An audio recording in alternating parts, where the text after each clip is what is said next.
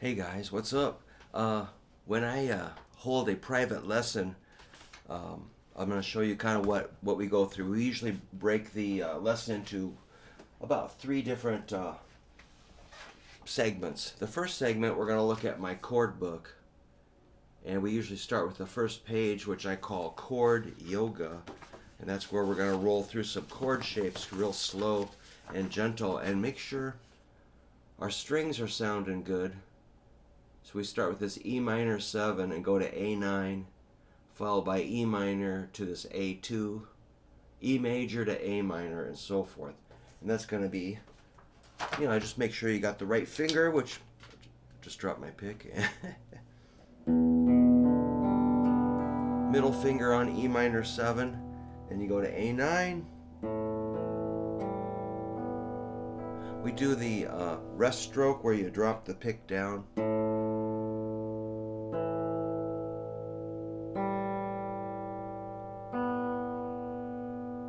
Then you give it a soft strum, and so forth. E minor, A2, E major, A minor, E7, A minor 7.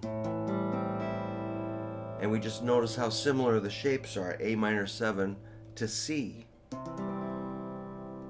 F major 7. And the last row, I do the set where you keep your ring finger on the third string. D, D2, D, D suspended 4, C2 to G, and back. So we work on those chords. So you have to show me you've got it perfect before we move on. So it could take months, or it could take a year to get through that page, or maybe you can get through it immediately. So that shouldn't take too long. We'll take as long as we need. Next, we move over to sight reading, the standard staff. I give my students a copy of Guitar Method Book 1 from Progressive Series. It's an Australian company. And we just start with classic old-fashioned sight reading from the standard staff. The treble clef, we do first string E, F, G on page 11, and that sounds like this,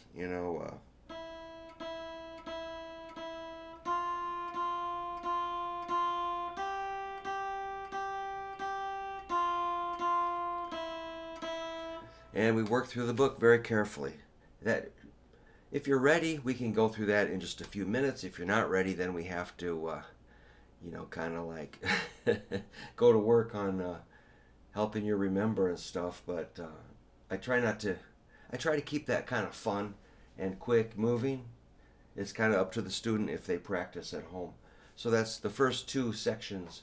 Then we go over. I say, now why don't you pick something you want to do out of the handouts I've given you, and the student can pick out a few things they want to review. So mostly I'm listening to the student play. One riff that I give out a lot is like this one.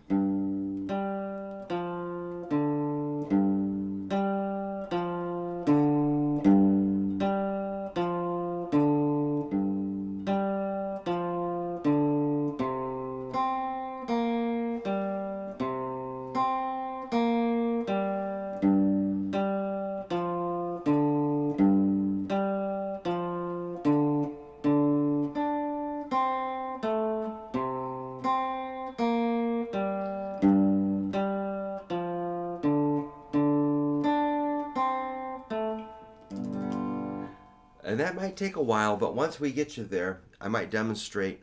Then we'll work on scales, more songs, riffs, rock and roll rhythm. But last night I was demonstrating that. I was kind of demonstrating with a strong beat like.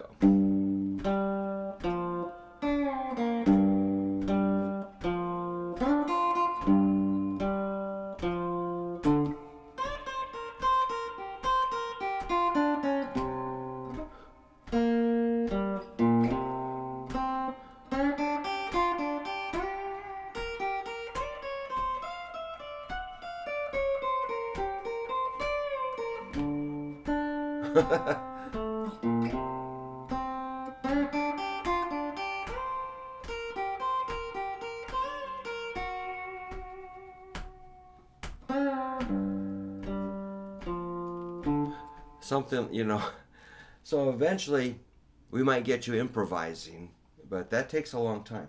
So I was trying to, keep that beat going, keep that riff structure, and throw some licks on top. That takes a while. To get to that point, if I think you're ready, I might give you the chord tone soloing book. This is from Musicians Institute, published by Hal Leonard.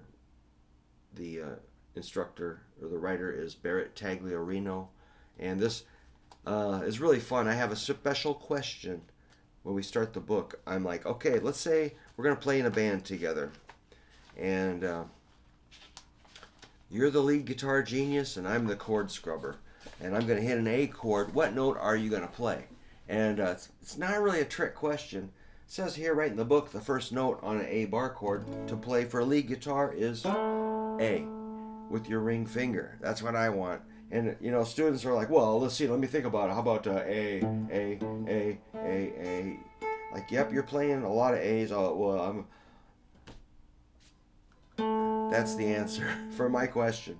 Then when the band goes to D, in your lead guitar genius, what note are you going to play? And well, a D is like no, not a chord, a note. What note are you going to play? Well, there's according to this book, it's 7th fret, 3rd string with your ring finger. So I'll have a little fun with you on that, I don't tease people terribly, but I might fish for an answer and make them, see what they do. So this teaches you how to play over chord progressions using notes in the chord, and it's a pretty difficult book. It starts easy, but it ramps up to some pretty complicated things. So I've got a lot of people working out of all these books, and it's a little messy sometimes. We might not get to everything, but plus I give you like dozens of handouts and things. So those are some books you could look up if you're interested. I could do more online videos about those books if anybody would like that. But I just thought it might be you might be curious about what goes on at these lessons. So in a half hour, I can get you through 3 or 4 pretty intense segments, or I think they're valuable. Say, hey, we can sight read. We've studied chords carefully. We've done riffs. We've worked on scales, and we have that chord tone soloing book. And any other book a student wants to bring in, we can look at that too. All right, this is probably going way too long, but that's cool. I'm wound up because I'm playing gigs I'm back playing gigs this weekend, so I'm going to keep moving. But thanks.